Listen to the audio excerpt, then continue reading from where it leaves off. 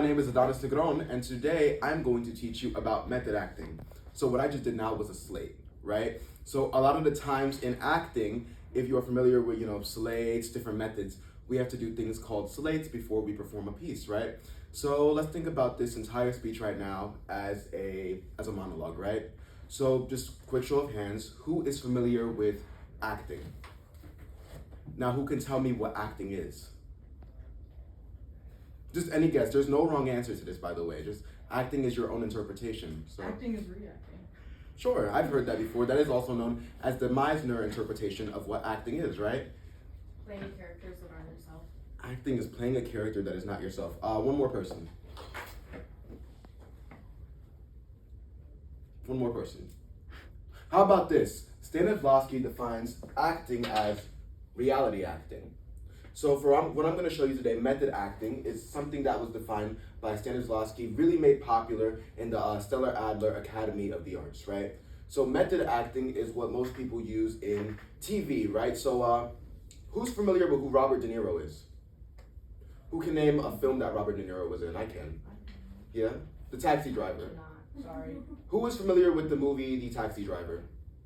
Did you guys know that in that movie, to prepare for that role, he actually, on every single time that he had a break, a lunch break, smoke break, he would drive a cab around and actually pick up people in New York.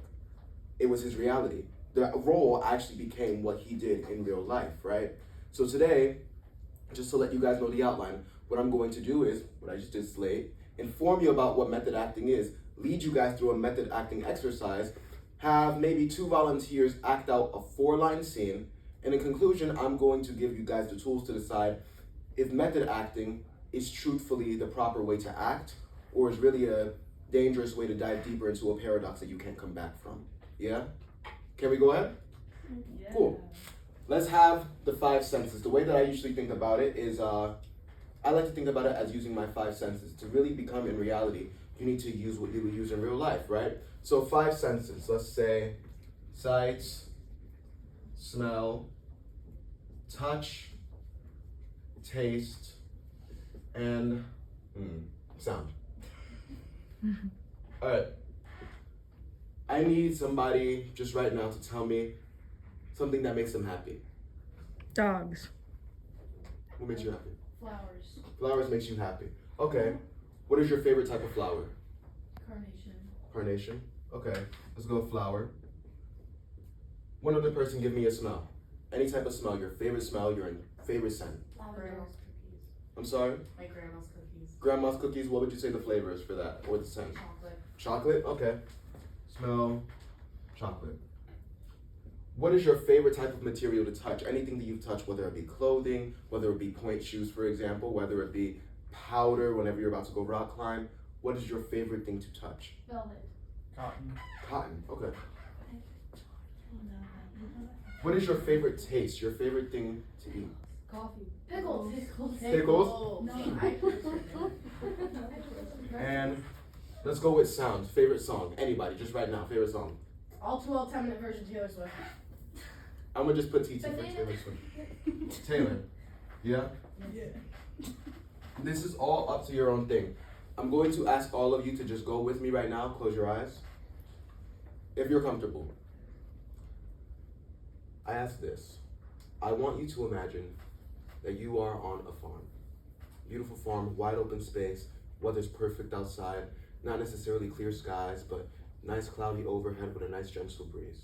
You see your favorite flower in the distance, but you also see a single tree, multiple different colored leaves, right? You have no cares in the world, but inside, your significant other is making chocolate brownies, your favorite snack.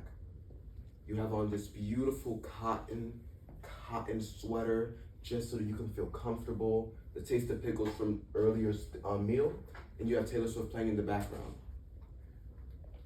This is the fundamental route to method acting. You can open your eyes now. You establish a base. Let's go next to the base. After the base, we have the line, right? Can I have 2 volunteers? 2 volunteers. If you're comfortable. 1, Yes. period, and 2. Yes.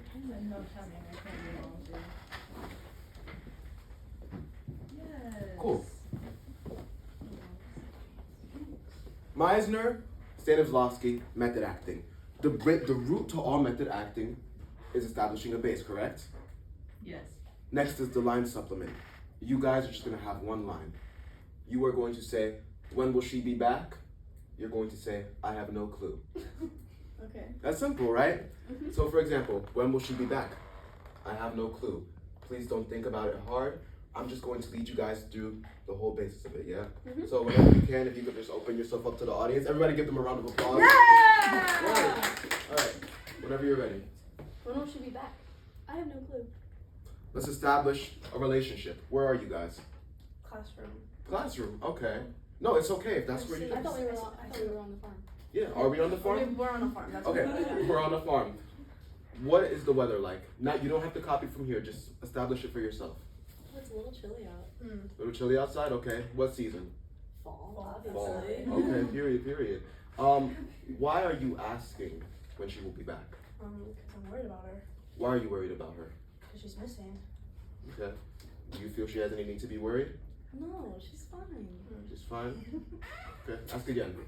So when will she be back? I don't know. Okay, did you hear the difference in the I don't know? We established a root, we established a problem, and we established the proper reaction because in a sense, it became the reality, right? Thank you so much. I appreciate it. So yes, we've talked about method acting, we've talked about the basis, but I'm going to tell you all a quick story about what not to do when it comes to this, because this actually almost led me down something that I shouldn't have gone, and then I had to learn from it through just research and therapy. How many of you guys are familiar with Shakespeare's play, Richard III? Yes? So, quick little breakdown. Richard III was a king who basically had to, in a sense, kill people in the throne so that he could get to being a king, right? I played the role of Richard III, and to prepare for it, because I am a method actor, I would sit in red LED lights and I would listen to Baroque music from the time. And I would do this thing called mask work where I would basically forget what my face looked like and recite the lines. That is not healthy because I didn't have sight, smell, touch, taste, or sound.